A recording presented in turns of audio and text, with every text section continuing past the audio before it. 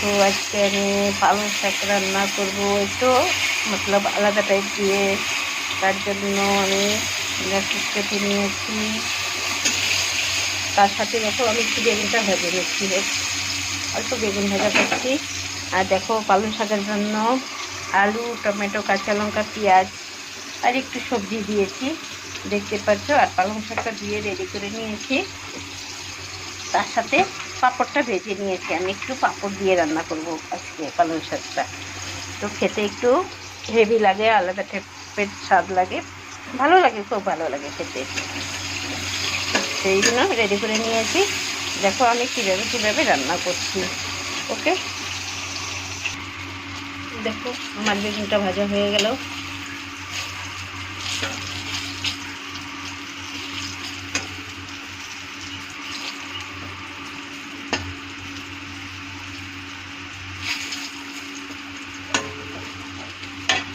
তোমাদের মধ্যে কে কে কার কার বেগুন ভাজা খেতে ভালো লাগে একটু কমেন্ট করে জানিও।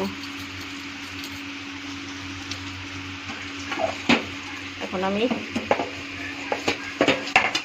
বেগুন ভাজাটা নামিয়ে নেব।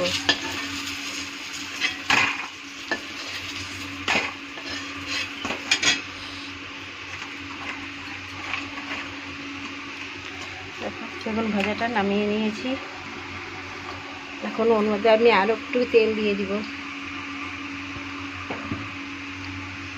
তেলটা গরম হয়ে গেছে, এখন আমি কাঁচা লঙ্কাটা ছেড়ে দেবো, পেঁয়াজটা ছেড়ে দেবো,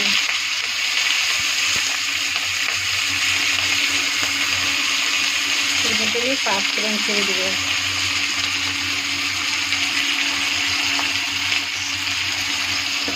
পাঁচফোড়নটা একটু ভালো করে পুড়িয়ে নেব।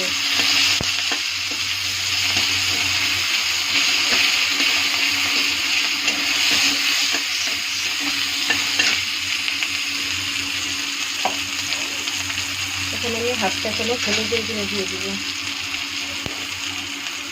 আর 1 চামচ মশলা দিয়ে দেবো।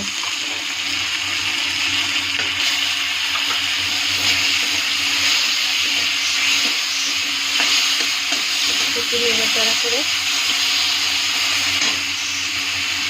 এর মধ্যে আমি আলুটা ছেড়ে দেবো।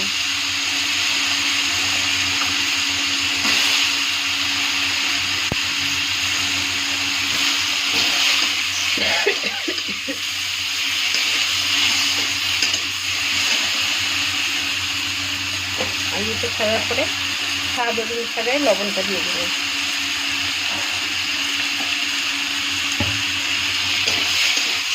একটু ভাজা ভাজা করে নেব।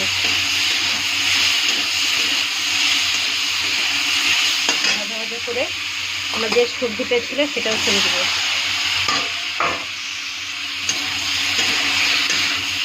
সব ভালো করে একসাথে মিক্স করবো।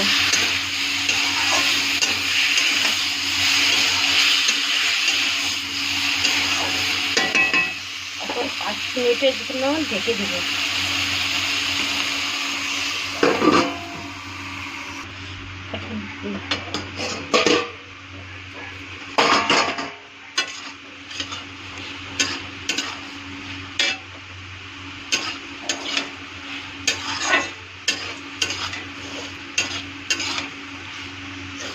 এখন আমি এর মধ্যে কাটা পালং শাকটা ছেড়ে দেবো।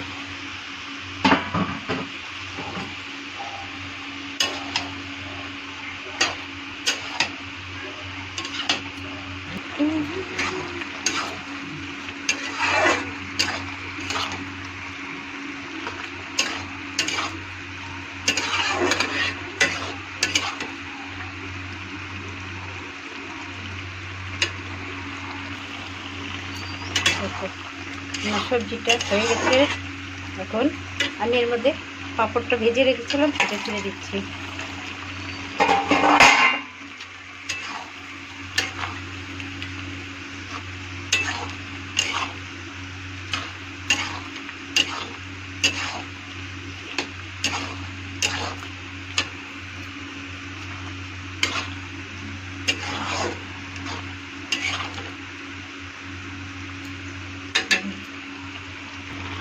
এখন একটুখানি গরম মশলা দিয়ে দেবো।